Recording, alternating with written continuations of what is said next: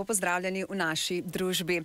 Za začetek hvala tudi podjetju Spintek iz Volčje Drage, ki podpira, rečemo lahko, podjetništvo na Goriškem in omogoča naše oddaje, prav tako direktorju in lastniku Goranu Miškulinu, ki je tudi mentor mladim podjetnikom.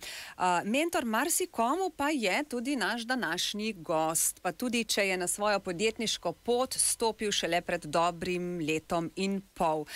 Zagotovo ga poznate, Blaža Vižintina oziroma Elviksa. Blaž, ki ga moram predstaviti kot ustvarjalca vsebin, čeprav smo mu vsi skupaj na začetku nalepili etiketo tiktokerja. Blaž, lepo pozdravljen v naši družbi. Pozdravljena, hvala za povabilo. Kako si za začetek? Se že čuti ta poletna ležernost? Je dela manj ali več? Mislim, bom rekel, da mi je kar lepo, da je poletje. No, jaz sem eden od teh tipov, ki ne maram prav preveč zime in mi je všeč, da je zdaj malo bolj toplo. Kar se dela tiče, pa moram reči, da se nič ne umirja, tudi če je čas dopustov in je vse glih kar precej delovno. No. Se pravi, morda ni to ravno čas, ko pridobivaš nove stranke, ampak verjetno trjuješ temelje tudi svoje poslovne poti ali morda snuješ nove ideje za jesen, kdo ve? Mislim, predvsem zdaj trenutno delam na sami ekipi, no, tako da utrjujem res neke temelje, na katerih bomo potem gradili, ampak mislimo že tudi na jesen, se pripravljamo na prihajajoče mesece in verjamem, da bojo tudi prihajajoči meseci precej uspešni in tudi precej pestri.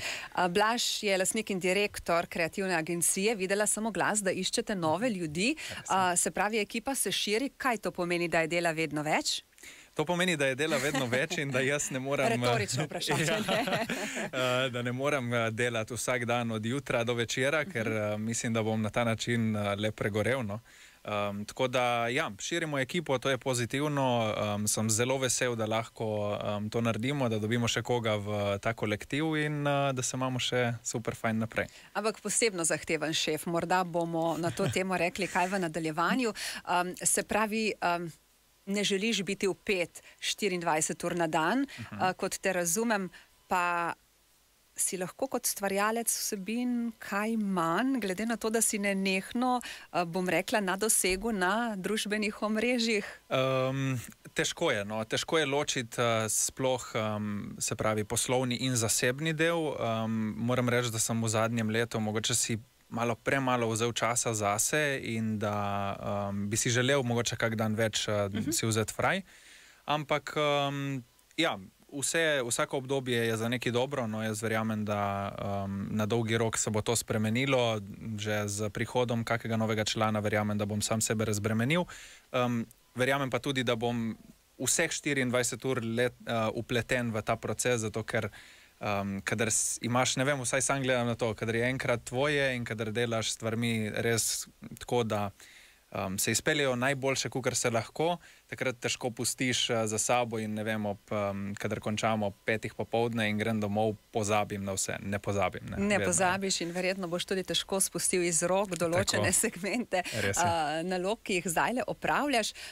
O snovanju novih produktov na socialnih omrežjih, na družbenih omrežjih, predvsem o poti tvoje, torej kreativne agencije, bova rekla v nadaljevanju še kakšno, tudi kako si začel. Morda v tem prvem delu najnega pogovora, kateri nasvet, ki si ga kadarkoli dobil od vseh teh, bom rekla, ljudi, ki te spremljajo na tvoji poslovni poti, ti je prišel najbolj prav? Jaz mislim, da sta dve stvari mogoče, ki bi jih tle izpostavil. V moji prejšnji službi je veljalo pravilo, da povprečno ni dovolj dobro, česar se tudi danes kar precej držim. In druga taka zadeva je pa ta, da vedno dostavi več, kar se od tebe pričakuje. Se pravi, vedno imej ta over delivery in če to uspeš dostavljati nenehno, bojo naročniki in poslovni partnerji vedno zadovoljni. In brez katerega nasveta se midva ne smeva posloviti danes? Kaj bi svetoval tistim, ki naju poslušajo ta hip? Da morajo biti samo pogumni in da stopijo v korak s časom in na družbenih omrežjih in drugje in da ne si zaupajo sami sebi in to je to. Se pravi, če nas na družbenih omrežjih ni, nas ni? V bistvu nekako tako, Blaž Vižintin, Elviksa je naš gost, mlad, ambiciozen, poguman, inovativen, nenehno v džiru. Imam prav, Blaž? Tako je. Kar precej je teh mojih poti v zadnjem času. No, moram priznati, da sem neprestano okrog in da na začetku sem bil kar precej v pisarni, da zdaj sem pa skoraj da vse manj. Zdaj smo uvedli te ponedeljke v pisarni, tako da sem takrat redno... Zagotovo prisoten. Tako. Ostale dni pa ja, skozi okrog, no. Direktor in lastnik kreativne agencije. Ampak morava povedati, da si začel kot svetovalec v kontaktnem centru. Načinov komunikacije so te najprej naučili, potem si ti že prevzel, bom rekla, učne ure za sodelavce. In od tam naprej se je zgodilo kaj? Res je, to je bilo, samo delo je bilo zelo dinamično, zelo pestro, kolektiv je bil super, tudi plača je bila super, vse je bilo fajn, ampak jaz sem se znašel na eni točki, ko sem ugotovil, da stagniram oziroma da ne rastem več, da mogoče se ne vidim svojih nadaljnih let v tem podjetju in sem rekel, da je življenje prekratko, da bi delal stvari, ki me ne izpopolnjujejo in ker je ta neka kreativa tlela v meni in sem si vedno želel ustvarjati nekaj svojega. To si že vzporedno počel, ne? Ja, ampak ne v taki meri. Jaz vzporedno, kar sem počel, sem bolj zmontiral kakšen filmček, ko smo šli na kak izlet ali kaj takega, ne? Tako da videoprodukcija mi ni bila zdaj prav tuja.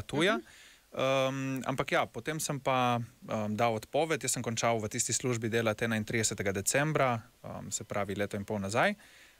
In potem s januarjem takoj sem začel ustvarjati vsebino za družbena omrežja. Jaz prej nisem imel TikToka, nisem ustvarjal vsebine, tako da ni bilo nobene garancije za uspeh. Ampak si zavestno šel na to pot, si vedel, kaj želiš in v katero smer boš šel? Ja, jaz sem ves čas tudi poudarjal, tudi verjetno moji prijatelji, znanci bojo vedeli, da je resnica, da sem velik zagovornik in bom rekel odvetnik nekih novodobnih poklicev in verjamem, da so to neki poklici prihodnosti. In ustvarjalec vsebin je poklic prihodnosti. Ustvarjalec vsebin je absolutno poklic prihodnosti. Mimo grede, je konkurenca huda na tem področju?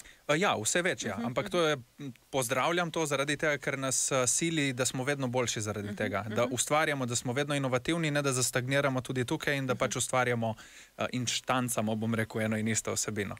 Tako da, ja, takrat sem se podal jaz na svojo pot, brez neke garancije za uspeh in verjel v to, da je to poklic, ki bo vedno bolj iskan, da bo kakovostna vsebina za družbena omrežja vedno bolj potrebna, tudi z vidika samih podjetij in nisem se motil, kaj ne rečem. Pa si bil mogoče kaj v dvomu, ali si, bom rekla, skočil v vodo in plaval, kakšne izobraževanja, karkoli, ali je bil tisti instinkt glavni, ki ti je pravzaprav narekoval, Blaž, to je prava poslovna pot zate?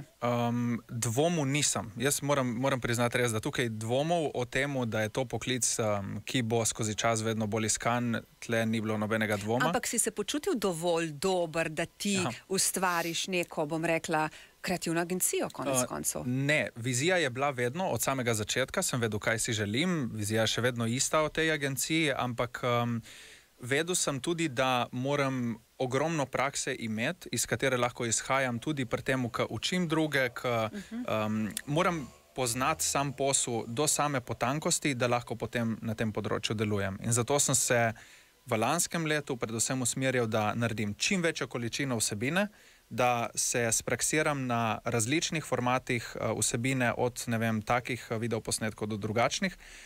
In ker sem uspel ustvariti res ogromno količino, mislim, da sem se ogromno naučil tudi marsikoga drugega in pomagal tudi kakemu podjetju. Se pravi, pri ustvarjanju vsebin teorija ni dovolj. Je praksa tista, ki te dvigne na višjo raven? Absolutno. Teorija, tudi en kup je, bom rekel, posameznikov, ki v teoriji vejo vse. Tudi za družbena omrežja, jaz sem prepričan, da poznate, da ste videli že na TikToku, Instagramu, kjerkoli koga, ki vam je v teoriji znal vse prodati in povedati. Ampak, ko ga pa vprašamo po nekih praktičnih rezultatih ali pa po neki praksi, tam se pa zalomi. Jaz nisem hotel biti ta in sem hotel, dajmo najprej v praksi pokazati, kaj vse lahko naredimo in pol lahko razložimo še v teoriji. A misliš, da je prav to tisto, kar te je, bom rekla, izstrelilo v, ne vem, orbito tistih, ki so opozorili, bom rekla, zelo hitro nase, ne? Bom rekla, tvoji dosegi, tvoji všečki, tvoji sledilci so se takole čez noč, ne, akumulirali. Ja, mislim, zadeva je res kar precej hitro zrasla, no moram priznati, ampak pripisujem uspeh temu, da sem se vedno trudil biti jaz in da nisem. Ogromno krat slišim tudi to, da so nišni influencerji, da če hočeš uspevati v temu, moraš biti nišni in tako naprej. Ampak sam nisem nekako zagovarjal tega. Ja, absolutno imam tudi jaz neke stvari, ki so mi bolj blizu, ustvarjam kuharsko vsebino, sem tle mogoče bolj domač, ampak hočem, da me ljudje skozi moj profil vsaj spoznajo takega, kako sem, z mojim smislom za humor, skozi različne dele in dejavnike, ki jih, ne vem, znam ustvariti. In mislim, da je to, da sem bil pristan in da sem, ne vem, to svojo kreativo uporabil na tak način, mislim, da sem si s tem naredil največjo uslugo. No. Se pravi, da je ta zapoved, ki jo velja upoštevati pri snovanju vsebine, avtentičnost, pristnost, bodi ti. Tako je. Pač, nikoli ne bomo, če bomo kopija nekoga drugega, ne bomo nikoli tako dobri, kot je ta sploh pa, če bomo pred zaslonom kamero nekaj igrali, kar nismo mi, verjetno, to se vse prej ali slej razkrinka. Za potrebo nekega določenega skeča seveda igramo neko vlogo, ampak bodimo avtentični sami mi. Pač, če ne bomo avtentični, ne bomo kaj dosti na družbenih omrežjih dosegli, ker kopije ne bojo nikoli tako dobre kot original. A veš, kaj te še nisem vprašala? Elviksa. Okay. Zakaj? V bistvu ni neke prav posebne zanimive zgodbe za tem. Jaz sem pač v mladosti imel kar precej nekih vzdevkov, tudi ko sem nogomet treniral, so me klicali svašta, bom rekel, tako da je bilo tega res dosti. Ne bomo. Ampak ja, eden od teh vzdevkov, ki me tudi še danes kličejo prijatelji, je Viksa. In pač iz tega je potem nastalo Viksa, uporabniško ime je bilo zasedeno, kadar sem hotel narediti profil, ker se mi je zdelo vseeno, da moram imeti neko umetniško ime na družbenih omrežjih. In ker je bilo Viksa zasedeno, smo dodali Viksa in tako je to. Kar se sliši še boljše, moram priznati. No, hvala lepa. Blaž, prej si omenil kuhanje in socialna omrežja in v bistvu si tudi v vlogi influencerja vplivneža. Kar nekaj blagovnih znamk si je sposodilo tvoj obraz. Zdaj kuhanje od aprila naprej, ne? Goveja juha ne datirja nekaj strašnega truda, ne? A je to tvoja referenca? Ja, tudi med drugim, ne? Mislim, goveja juha in neke take preproste... Malo za hec, ne? Ne, neke take preproste jedi pa moramo tudi znati pripraviti. In mislim, da marsikateri posameznik, predvsem ta študentska generacija, ki gre, jaz mislim, da jim prav pridejo taki recepti osnovni, ker vsi se naveličamo. Jaz sem tudi študiral v Ljubljani in sem se skozi čas naveličal te naročene hrane in se mi je zdelo super, kadar sem potem kuhal in se spraksiral na nekem področju. Imam ta privilegij, da so me tudi doma kar precej naučili glede kuhanja, tako da sem bil hvaležen, ker sem šel v Ljubljano in sem nekaj znal si tudi pripraviti. Ampak evo, zdaj sva prišla do naslednjega vprašanja, ne? Se pravi, goveja juha kot taka. Ja. Osnovni napotki. Pomembno je, kje objavimo tale video, ker če je, ne vem, Facebook za starejšo populacijo, potem tega ne boš objavljal tam. Ali pač, ne vem, sprašujem, ne? Se pravi, je tudi po letih rangirano, kdo na TikTok, kdo na Instagram, kdo na Facebook. Potem bova povedala, če je nujno biti prisoten na vseh treh, bom rekla, če omenjamo samo ta družbena omrežja. A je pomembno, se pravi, koga nagovarjaš in kje določeno vsebino objaviš? Je pomembno, čeprav vsaj Instagram in TikTok sta si precej starostno kar že blizu. No. Pred časom, mogoče kako leto nazaj, je veljalo, da so tam na TikToku samo mladostniki oziroma kar precej mlajša populacija, je dan danes z Instagramom vse skupaj praktično tam. Na Facebooku še vedno prevladuje nekoliko starejša populacija, ampak kadar razmišljamo pri ustvarjanju vsebine, mislim, da se vse platforme zdaj nagibajo v ta kratki video format, tako da je lahko videoposnetek, ki ga ustvarimo, primeren za objavo povsod. Tako na TikToku, kot na Instagramu, kot na Facebooku in tudi na YouTubeu, ki zdaj uvaja šorce. Beseda kratki je zelo pomembna, da omejimo to dolžino. To je res, ker če je video predolg, dan danes je vse tako. Mi, oziroma mlajša generacija, vse manj gleda neke dolge stvari, dolge videote, dolge filme in ker je ta pozornost, ki jo imamo, vse krajša. In zato je ključnega pomena, da so ti videoti, ki jih ustvarimo, kratki, jedrnati, da povemo vse v najkrajšem možnem času in zato ustvarjamo take videoposnetke za družbena omrežja. Koliko sekund naj bi to bilo? Prav odvisno. Lahko je 15 sekund dovolj, lahko je pa za neko dolgo stvar, ki jo imamo zapovedati, tudi 45 sekund nek kratek videoposnetek. Ko se odpraviš na posvet kot lastnik in direktor kreativne agencije v določeno podjetje, ki te najame za ustvarjalca vsebin, kakšna so tvoja priporočila naročniku? Biti prisoten povsod? Ja, mislim, vsekakor najprej si želim slišati njihove želje, njihove cilje, kaj si želijo z družbenimi omrežji doseči, kaj je njihovo poslanstvo kot podjetje, kako želijo delovati. Kadar enkrat razumem, na kakšen način oni delujejo in kakšni so mogoče njihovi kupci, kaj želijo komunicirati skozi družbena omrežja, na podlagi tega ustvarimo potem nek plan in neko strategijo nastopa na družbenih omrežjih. Odvisno od tega, kaj želijo narediti, je potem izbor določenih platform, se pravi, če želijo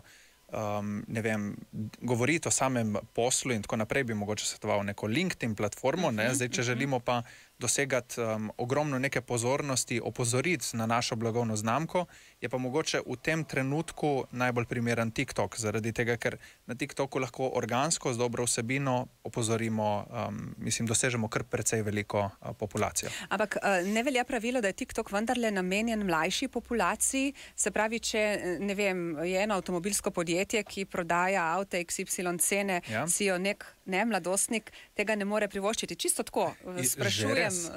Je že res, absolutno, ampak tudi ti mladostniki bojo enkrat zrasli in če bo naša blagovna znamka tista, ki jo ta mladostnik spremlja na družbenih... In bo zlesla pod kri. Tako, pod kožo, se pravičujem. Tako, in takrat, kadar bo ta mladostnik želel kupiti avto in bo top of mind ta blagovna znamka, bo šel v naš salon in bo avto kupil.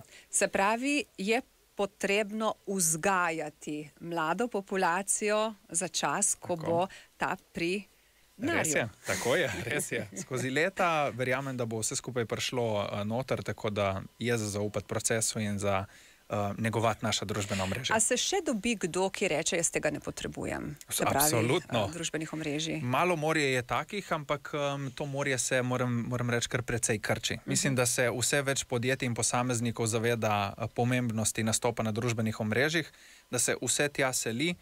Mislim, da smo zdaj v času epidemije opazili, kako nujno je bilo stopiti na digital in tisti, ki je uspel svoje poslovanje transformirati v digitalni svet, je lahko še naprej v tem času deloval. To pa sploh, ja. Tisti, ki se je pa težko prilagodil, je pa imel marsikatero težavo. Tako da na digitalu bomo vse bolj prisotni in zato je ključnega pomena, da negujemo tudi družbena omrežja. Delati tisto, kar rad delaš, to je pravzaprav največji uspeh v življenju. To si nekje že povedal. Čeprav morava povedati, da je danes to prvi tvoj radijski intervju in da se v družbi Radia Robin pravzaprav odlično počutiš, ne? Krasno, tukaj je ena taka super ozračje, tako da mi je res lepo in da z veseljem še kdaj pridem. No, velja. Se pravi, če odgovoriš na vprašanje, delati srcem, delati tisto, kar rad počneš, to je zmaga?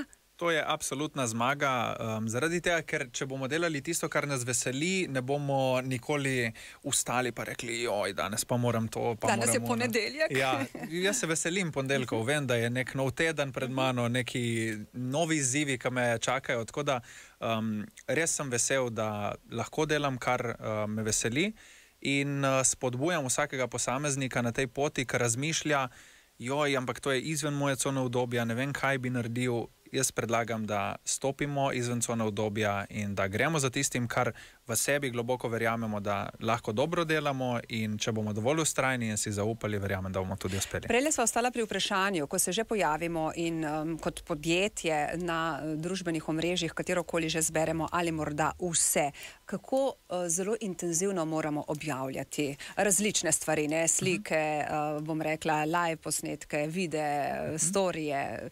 Kako intenzivni naj bomo? Verjetno obstaja neko merilo, nek ključ, ki nas, bom rekla, naredi vidnejše, opaznejše. Ja, absolutno je, ampak jaz bom rekel tako, odvisno v kakšni fazi smo. Jaz vedno podjetjem svetujem, mogoče, če se sploh loteva nastopa na družbenih omrežjih in si želi ekipa sama ustvarjati vsebino, v takem primeru priporočam, da se vsebina naredi vse več. Se pravi, da je vsebina, da jo je ogromno, zaradi tega, ker se iz ogromno prakse lahko ogromno naučimo. Tako da na začetku čim več, da se spraksiramo, potem skozi čas pa mogoče malo manj lahko, ker lahko več časa posvetimo neki kvaliteti in težimo bolj k kakovosti posameznega izdelka. Tako da prisotni moramo biti, mogoče, če gledamo vse platforme skupaj, tudi dnevno, ampak ja, odvisno od platforme do platforme. Važno je, da smo nenehno in konstantno tam pojavni in dejavni, bolj kot da iščemo nek boom, nek hit, ki nas bo izstrelil med zvezde. Se pravi, skoraj lahko rečemo, da nikoli ni preveč? Ali to ravno ne drži? Zna biti tudi preveč, no, moram priznati, ampak težko bomo ustvarili preveč vsebine. Jaz mislim, da bo prej bila težava na drugi strani, da jo bomo premalo, da nas bo to izčrpalo in da ne bomo mogli toliko ustvarjati. Poglej, Blaž, tudi mi na radiju se vsakodnevno srečujemo z različnimi vsebinami, potem pa objavimo kratek video, ki ima neverjeten doseg in ne vem, naslednji dan še en skoraj da enak kratek video, ki ima neverjetno nizek doseg. Okay. Se pravi, tvoj nasvet, tvoje priporočilo?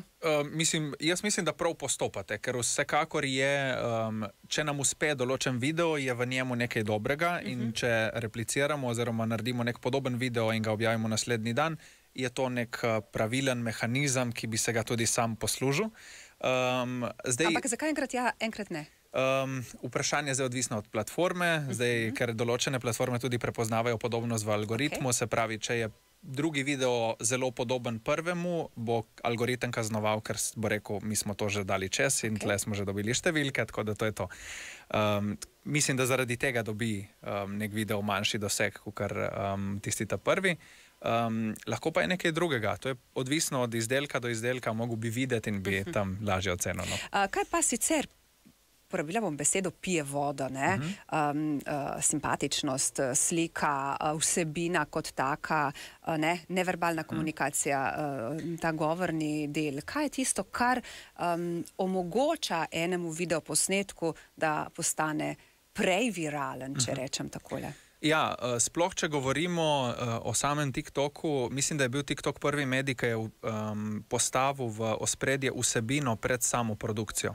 Kadar smo bili na Instagramu, smo bili vajeni te perfektne estetike vseh lepih, čudovitih, dobro speglanih, bom rekel, kadrov in smo bili vajeni, da smo tudi mi v nekem perfektnem življenju. TikTok je naredil to, da je vsebina pred tem in da ni pomembna produkcija, ampak tisto, kar se v videu to zgodi, pove ali pokaže.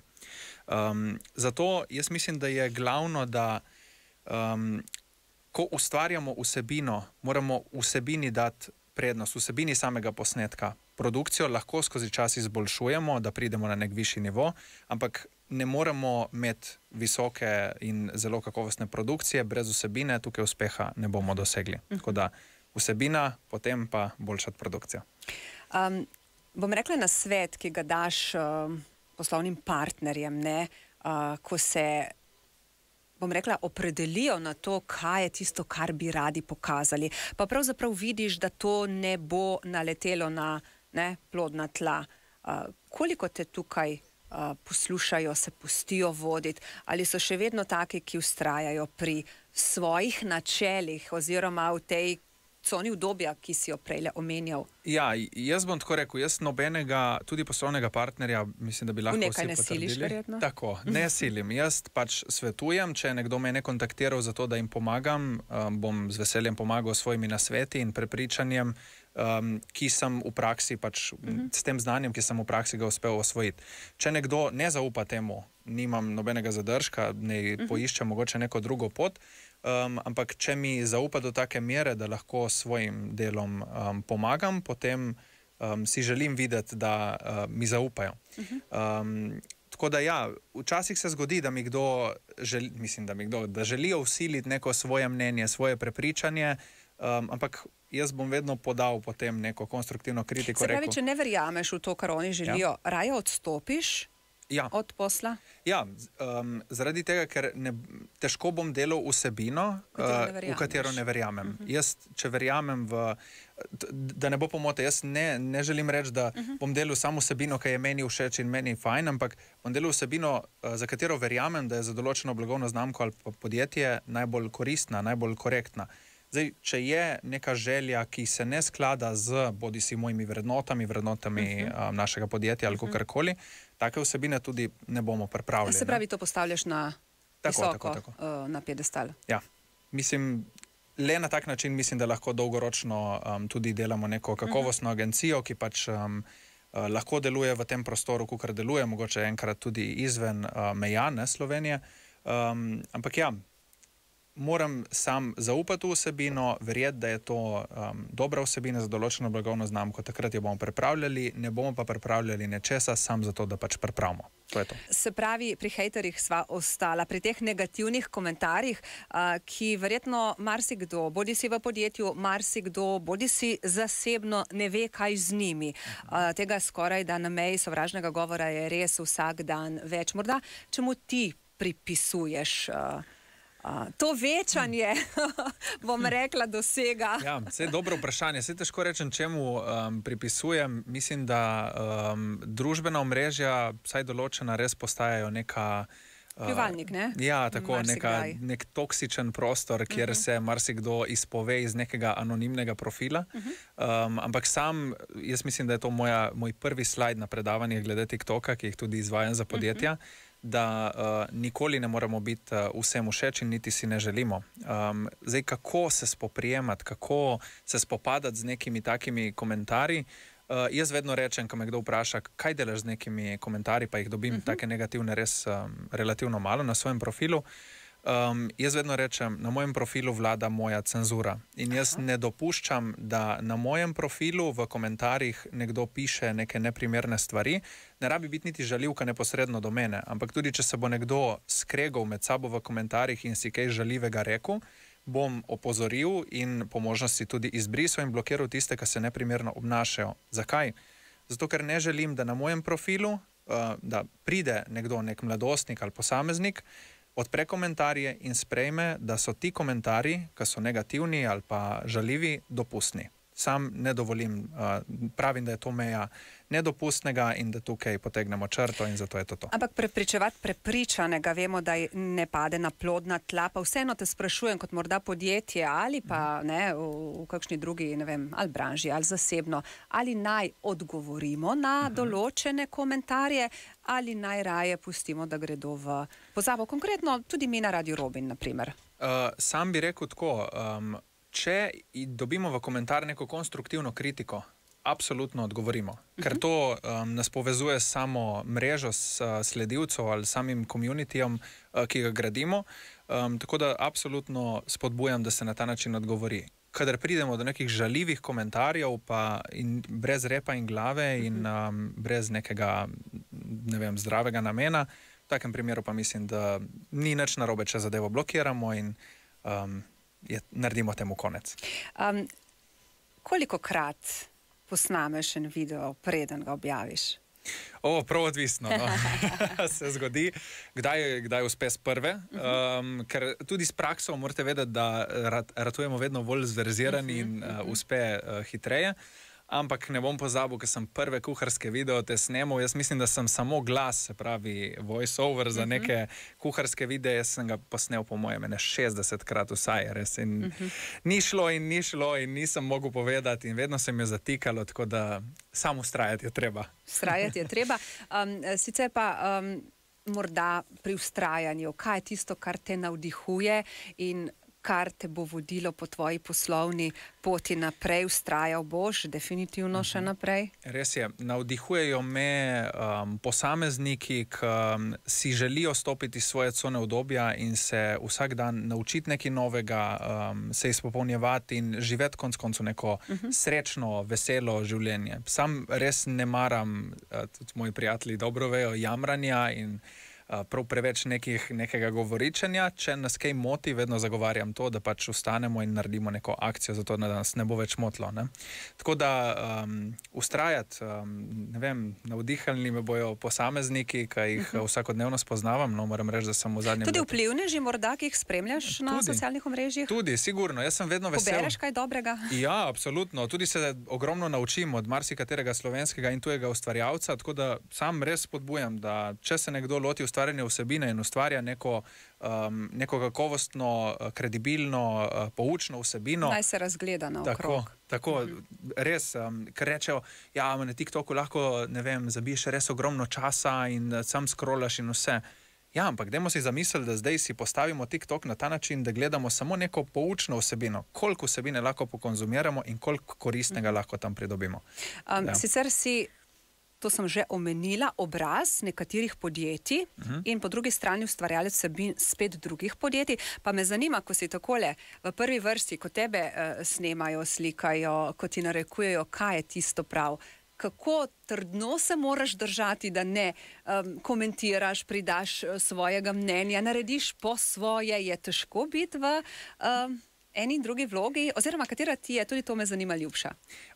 Kaj pa vem, za vsak projekt je po svoje. No. Mislim, kaj pa vem, rad sem v eni in v drugi vlogi, rad nastopam, ni mi težko se v tem delu dobro znajdem, všeč mi je. Rad pa tudi snemam, režiram ali kakorkoli. Vsako je po svoje zanimivo in dobro, ni pa tako, da se zadržujem, da kaj ne bi rekel, kadar snemam, kadar sem za kamero. Vedno spodbujam, da tisti, ki nastopa, pove s svojimi besedami, ne maram polagati besed v usta, važno, da je vsebinsko usmerjeno tako, da pač pridemo na ta del, ki smo si ga zastavili. Tako da to je to. To je to, se pravi, pot gre naprej, všečki grejo naprej, dosegi grejo naprej. Kako spremljaš intenzivno dosege svojih objav in kaj je potem tu res pravi uspeh? Kaj pa vem, svojih objav moram priznati, da v zadnjem času, v zadnjem mogoče mesecu dni precej malo objavljam, za razliko od prej, zato ker imam trenutno kar precej odprtih projektov, ki bi jih rad dobro naredil.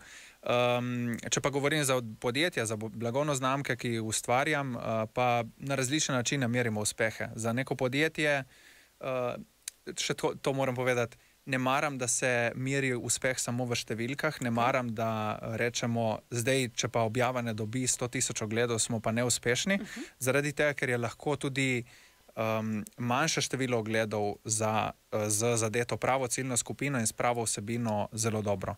Če si zamislimo, da imajo polne stožice 15.000 ljudi in če mi dosežemo na digitalu 15.000 ogledov, Emo si zamislili, da si naš video gledajo polne stožice. Pač, že to so izjemne številke, ki jih hitro rečemo, ja, to pa ni zdaj tako uspešno in nismo toliko dosegli. Ampak trema je vseeno prisotna pri tebi konkretno, prejle sva se pogovarjala, bolj kot si pred auditorijem, pred ljudmi v živo, tudi če jih je samo 30, malo se šalim, pred kratkim si vodil en dogodek, Meet and Greet, ne? Res je. In sem te spremljala na Instagramu. Kot pa če, ne vem, 15 več, ne vem, 100.000 ogledov nekega videa, kjer si prisoten, oziroma ga snemaš, ne? Takrat... Je drugače, je občutek drugačen, ker enostavno, ko snemaš doma ali pa v studiu, si sam. Ja, ampak tudi mi smo zdaj tle skoraj sami. Tako. Ampak ja, moram priznati, da mi je bilo lepo tudi na tem dogodku in sem hvaležen, da nova izkušnja? Ja, tako, sem hvaležen. In danes še ena nova izkušnja? Tako, res je. Sem hvaležen, da so mi zaupali tako vlogo in verjamem, da bo v prihodnosti še kakšna priložnost tudi za kaj podobnega. Si že padel v štos po tem takem. Daš Vižintin, a veš, kaj sem se naučila iz današnjega pogovora s tabo? Kaj so? Eno samo misel. Povprečje ni dovolj dobro. Tako, to je res. Hvala lepa, ker si prišel, natrosil nekaj novih pogledov tudi na družbena omrežja in nas naučil, če drugega ne, te misli, ki mislim, da bo tudi pri nas kmalu dobila več energije. Hvala in res še enkrat hvala za povabilo in za to super energijo tukaj v studiu. Hvala lepa tebi za obisk, lepo poletje in hvala podjetju Spintek za podporo in častnemu pokrovitelju oddaje Goranu Miškulinu, ki nas podpira že vrsto let. Hvala in mahamo. Lepo poletje vsem. Koraki do uspeha.